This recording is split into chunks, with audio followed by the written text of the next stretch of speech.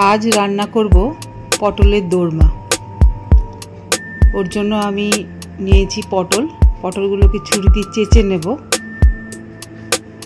खूब साबधाने करते होबे जाते फुटो ना हये जाय गाये।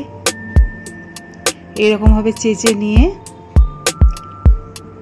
तारपर ओटाके भितर थेके सब बीजगुलो दानागुलोके बार करे नेब। आस्ते आस्ते करब जाते पटलटा फुटो ना हये जाय। चामचेर साहाज्य निते पारेन बा छुरियो दिएও হতে পারে। এরকম ভাবে আস্তে আস্তে করে পটলের সমস্ত বীজগুলোকে বের করে আমি একটা সাইডে রেখেছি। সমস্ত পটল হয়ে গেছে। এবার এই বীজের মধ্যে কাঁচা লঙ্কা দিয়ে আমি একটা পেস্ট বানিয়ে নেব।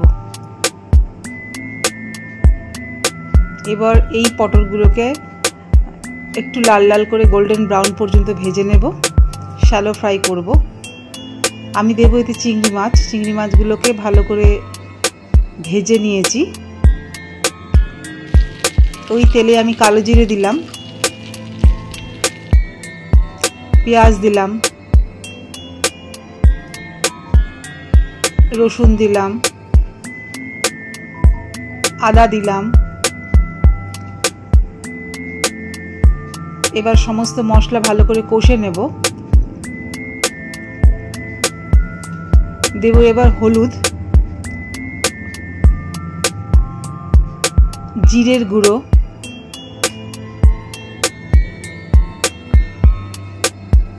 লাল লঙ্কার গুঁড়ো। ভালো করে কষিয়ে নেব যতক্ষণ না তেলটা ছেড়ে দেয়। এবার আমি চিংড়ি মাছগুলো অ্যাড করলাম আর সেই পেস্টটা আমি ঢেলে দিলাম। এবার ভালোভাবে নেড়ে চেড়ে যতক্ষণ না জলটা শুকিয়ে যাচ্ছে ততক্ষণ কড়াইতে রাখবো এবং শেষে একটা সিদ্ধ আলু দেব যাতে বাইন্ডিংটা একটু শক্ত হয়। আলুটা দেওয়ার পর এটা লো হিটে রাখতে হবে যাতে আস্তে আস্তে জলটা টেনে নেয়। নুন দিলাম স্বাদ মতো। এই দেখুন অনেকটা জলই টেনে নিয়েছে। এবার এটাকে ঠান্ডা করা পর্যন্ত ওয়েট করতে হবে।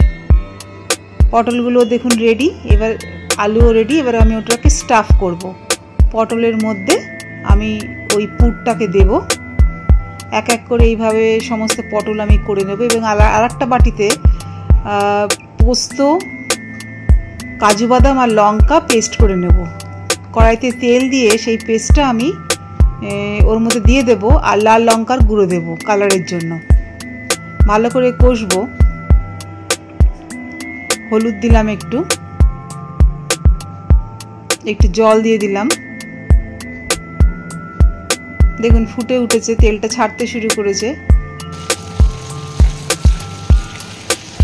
এরপরে আমি এক এক করে পটলগুলোকে সাজিয়ে দেব। যারা ভেজিটেরিয়ান আছেন, those who are vegetarian, you can use paneer instead of prawn. পটলগুলোকে দিয়ে দিলাম। ফ্লেম লোয়ে থাকবে। বেশ কিছুক্ষণ কড়াই ফ্লেমে রাখতে হবে, লো ফ্লেমে। 5 মিনিট রেখেছি আমি, কেননা পটলটা ভাজা, পুরটাও কুকড করা আছে। এই দেখুন একদম রেডি। গরম গরম ভাতের সঙ্গে পরিবেশন করুন।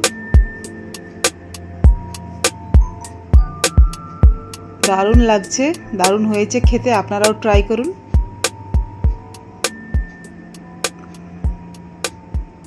আবার দেখা হবে। Bye bye.